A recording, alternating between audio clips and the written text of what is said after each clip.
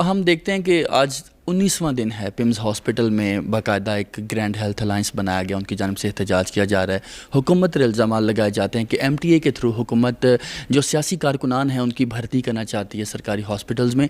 کیا کہتے ہیں ایم ٹی اے کے حوالے سے حکومت کا پلان تھا کیا، اور احتجاج کیوں کیا جا رہا ہے؟ مذاکرات کی ٹیبل پہ معاملات کیوں نہیں آ پا رہے؟ ایک تو یہ جی، جب بھی کبھی ریفارم آتی ہے، آپ کوئی چیز جب بہتر لانے کی کوشش کرتے ہیں، ہمیشہ شکوک، شبہات، پریشانیاں، فیئر آف چینج نارمل ہے۔ آئین نو سے ڈرنا، طرز کہن پہ اڑنا، یہ کوئی نئی بات نہیں ہے۔ اچھا، اب اس میں مسئلہ کیا ہے؟ جو اس کی بیسک سوچ ہے اس کو سمجھنے کی ضرورت ہے۔ دیکھیے، حکومت اگر اپنے لوگ بھرتی کرنا چاہے تو حکومت جو حکومت وقت ہے تو اس کے لیے تو بہت آسان ہے حکومت کے سسٹم کے اندر یہ سارا کرنا۔ اس کی منطق اور سوچ ٹوٹلی فرق ہے۔ جو یہ کہہ رہا ہے کہ حکومت اپنے لوگ بھرتی کرنا چاہ رہی ہے، وہ نہ صرف کہ غلط فہمی پھیلا رہے ہیں، بلکہ میں سمجھتا ہوں یہ بات ٹوٹلی جھوٹ پہ مبنی ہے۔ اس کی وجہ یہ ہے کہ ایم ٹی آئی ایکٹ کا تو مقصد یہ ہے کہ ہسپتالوں کی جو گورننس ہے اس کو ڈیوالو کر کے ایسے لوگوں کو دیا جائے جو انڈیپینڈنٹ ہوں، قابل ہوں، اپنا وقت دے سکیں اور اداروں کو چلانے میں کچھ مہارت لے کے سامنے آئیں۔ اچھا، اس میں کسی صورت بھی کوئی نج کاری نہیں ہو رہی، یہ پرائیویٹائز نہیں ہو رہی، یہ گورنمنٹ کے ادارے ہیں، گورنمنٹ کے ادارے ہی رہیں گے، صرف ان کو بہتر طور پہ چلانے کی ایک تجویز ہے۔ اچھا، اس کے کیا اہم جز کیا ہیں؟ سب سے پہلی بات کہ گورننس بجائے اس کے کہ یہاں ہیلتھ منسٹری سے ایک جوائنٹ سیکرٹری جو ہے ان کو ڈائریکٹ کر رہا ہو کہ ایسے چلیں یا ویسے چلیں، آپ نے 4 5 6 7 لوگوں کا ایک بورڈ بنایا، ان کو ذمہ داری دی کہ آپ ایلوکیٹ کریں ریسورسز، پیسہ، مینجمنٹ، کوالٹی ایشورنس، اکاؤنٹیبلٹی۔ ایک دوسرا یہ کہ 1 لائن بجٹ ہے، جو بھی آپ ان کو پیسے دے رہے ہیں بجائے اس کے کہ آپ ان کو کہیں کہ اب آپ اس چیز کے یہی خرید سکتے ہیں، جو بورڈ ہوگا اس کے پاس یہ فلیکسیبلٹی ہوگی کہ آج وہ فیصلہ کریں کہ ان کو آج اس چیز کی ضرورت ہے یا اس چیز کی، یا یہ 10 لوگ اس کیٹیگری میں چاہیے یا 6 اس میں چاہیے۔ یہ جو ایلوکیشن ہے، یہ جو فلیکسیبل ڈیسیجن میکنگ ہے، یہ کیپیبلٹی بورڈ کے پاس چلی جائے گی۔ اچھا، یہ بتا دیجیے گا کہ جو حکومت کی جانب سے پمز ہاسپٹل میں جو بورڈ آف گورنرز بنایا گیا، اس کے جو چیئرمین ہیں ان پر بھی کچھ الزامات ہیں کہ وہ پاکستان تحریک انصاف کے باقاعدہ وہ ترجمان تھے صحت کے سیکٹر کے حوالے سے۔ ان کے حوالے سے بتائیے کہ کیا وہ ان کے حوالے سے یہ کہنا درست ہے کہ وہ ایک سیاسی تعیناتی ہے؟ نہیں، دیکھیے، اس میں سیاسی کا چکر نہیں ہے، یہ غیر سیاسی کا چکر نہیں ہے۔ ہم نے جب بھی آپ نے بورڈ بنانا ہے، آپ نے 3 4 چیزیں دیکھنی ہیں۔ جو شخص بورڈ کی کرسی پہ بیٹھ رہا ہے وہ کیا کیپیبلٹی لا رہا ہے؟ وہ اکاؤنٹنسی کی طرف سے آ سکتا ہے، لیگل کی طرف سے آ سکتا ہے، مینجمنٹ، آئی ٹی، میڈیسن، ایکیڈیمکس، یہ ساری چیزیں مکس ہو کے کلیکٹیو وزڈم ہوتی ہے۔ بورڈ کا مقصد کیا ہوتا ہے کہ 6 8 لوگ بیٹھتے ہیں، وہ اپنا سر جوڑتے ہیں، مشاورت کا ایک ایلیمنٹ ہوتا ہے۔ ڈاکٹر صاحب جن کا ذکر ہو رہا ہے وہ پرانے سپورٹر ضرور ہیں پی ٹی آئی کے، اس میں کوئی شک نہیں، لیکن اس شہر کے باسی ہیں، یہاں رہتے ہیں، لوگوں کی بات سنتے ہیں، ان کو کمپلینٹس، سجیشنز، آئیڈیاز ان تک آتے ہیں، رسائی ہے حاصل لوگوں کی۔ پھر اس کے علاوہ وہ کہ خیبر پختونخوا میں جو ایم ٹی آئی کا سسٹم ہے اس کے پالیسی بورڈ پہ ہیں، تو ان کو خاصی نالج ہے کہ یہ چیز کیسے چلتی ہے۔ ان اینی کیس کسی ایک شخص کے پاس کوئی ایسی فائنل اتھارٹی نہیں ہوتی کہ وہ کوئی بادشاہ بن جائے، کلیکٹیو ڈیسیجن میکنگ کرنی۔ تو میں سمجھتا ہوں کہ ان کی شمولیت جو ہے بہتری لانے میں بلکہ مدد کرے گی۔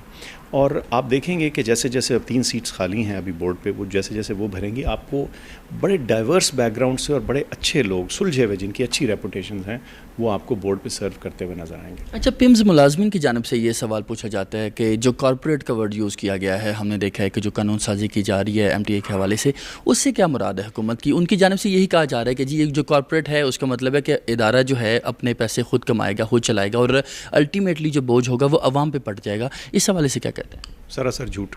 کارپوریٹ کا لفظ سمجھنے کی ضرورت ہے۔ ایک تو پہلی بات یہ کارپس لیٹن کا لفظ ہے، اس سے سمجھ لیں۔ کارپس کا مطلب باڈی۔ کوئی بھی جو باڈی ہے جو کام کرتی ہے بطور ادارہ، وہ کارپوریٹ کا مطلب یہ نہیں کہ وہ پرائیویٹ کارپوریٹ۔ کارپوریٹ سے مراد وہ جو شاید ان کا کہنے کا مقصد یہ ہے کہ اس کو رن جس طریقے سے کیا جائے گا وہ ایک ماڈرن طرز پہ ہوگا۔ اچھا، اس کا یہ مطلب نہیں کہ یہ پرائیویٹ ہو جائے گا۔ سرکار اپنی گرانٹ پھر بھی دے گی، جیسے میں نے کہا نا 1 لائن بجٹ تو ہوگا۔ اگر اتنے ارب روپے ملتے ہیں سال کے پمز کو تو اتنا ہی ملیں گے، لیکن پمز جو ہے ان پیسوں کو استعمال بہتر طور پہ کر سکے گا۔ ان کی ایلوکیشن اور استعمال جو ہے اس کی فلیکسیبلٹی بورڈ کے پاس ہوگی، بجائے اس کے کہ ہر چھوٹی سی چیز کا ڈیسیجن یہاں آ کے پھنس جائے منسٹری کے اندر۔ ایک بات۔ دوسری بات یہ ہے کہ اس میں جو ہمارے ملازمین ہیں جو پمز کے لوگ ہیں ان کو اپنے فیئرز بالکل ریٹائر کر دینا چاہیے. ایک بات اس میں واضح چوائس ہے, اگر کوئی سرکاری ملازم رہنا چاہتا ہے وہ رہے, جو پمز کا ملازم میں کنورٹ ہونا چاہتا ہے وہ رہے, کوئی زبردستی نہیں ہے. جو ملازمین کے رائٹس ہیں بطور سول سرونٹس ہم ان کو بھی پروٹیکٹ اور سیف گارڈ کرنے کی کوشش کریں, اور اس معاملے میں ان کے ساتھ تھوڑی سی گفتگو بھی ہوئی ہے کہ اگر کوئی ان کے تحفظات ہیں, تجاویز ہیں, تو اس کو ہم سمجھیں اور دیکھیں, اور اس کو اگر ایڈجسٹ کرنے کی یا امینڈ کرنے کی ضرورت ہے یا ان کو کسی قسم کی کمفرٹ یا کانفیڈنس دینے کی ضرورت ہے, وہ ہم کر رہے ہیں. ان کے ساتھ یہ گفتگو ہو چکی ہے, ایک دفعہ تو میری بھی ملاقات ہو چکی. ہم اس کو بڑے خوش اسلوب طریقے سے لے کے چلنا چاہتے ہیں. ہم نہیں چاہتے کہ یہ ادارے کو کی بہتری جو ہے اس کی راہ میں کچھ یا کنفیوژنس یا خدا نخواستہ کسی ویسٹڈ ایلیمنٹ کی کوئی غلط انفارمیشن جو ہے وہ لوگوں کو مس گائیڈ کر کے اس جگہ سے ہٹا دیں. یہ بہت اہم راستہ ہے, لوگوں کا بھلا ہے اس میں. دیکھیے آج ہم پمز یا کسی بھی بڑے پرائیویٹ پبلک سیکٹر ادارے کے پرفارمنس سے بہت خوش نہیں ہیں, پبلک خوش نہیں ہے, مجھے تو چھوڑیں. ہم نے اس کا مطلب یہ تو طے ہے کہ ہم نے امپروو کرنا ہے. اب امپروو کرنے کے کیا راستے ہیں؟ بہتر ادارے کیسے چلتے ہیں؟ بہتر ادارے ایسے چلتے ہیں کہ ان کو گورن کیا جائے ڈائریکٹلی, ان کو دیکھا جائے کہ ان کی پرفارمنس کس بیسس پہ ہے, ان کا انفیکشن ریٹ کیا ہے, کمپلیکیشن ریٹ کیا ہے, ان کو پیسے بہتر دینے کی ضرورت ہے. اگر آپ کے پاس نرسنگ کی شارٹیج ہے تو کیا آپ کو نرسز کی سیلریز امپروو کرنے کی ضرورت ہے. ڈاکٹرز میں اسپیشلٹی کی کمی ہے, مثال کے طور پہ اینستھیزیا کی کمی ہے یا ریڈیولوجی کی کمی ہے یا پیتھولوجی کی کمی ہے, تو اس کے لیے گورننگ بورڈ جو ہے وہ متحرک ہوگا اور فیصلے کرے گا اور بہتر فیصلے کرے گا. ایک بات ہے, یہ ایک دن کا پروسیس نہیں ہے, ریفارم کا پروسیس ہے, اس میں کئی سال لگتے ہیں. تو میں لوگوں سے یہ درخواست میری ہے کہ تھوڑا سا اس میں پیشنس اور صبر رکھیں, لانگ ٹرم ویو دیکھیں.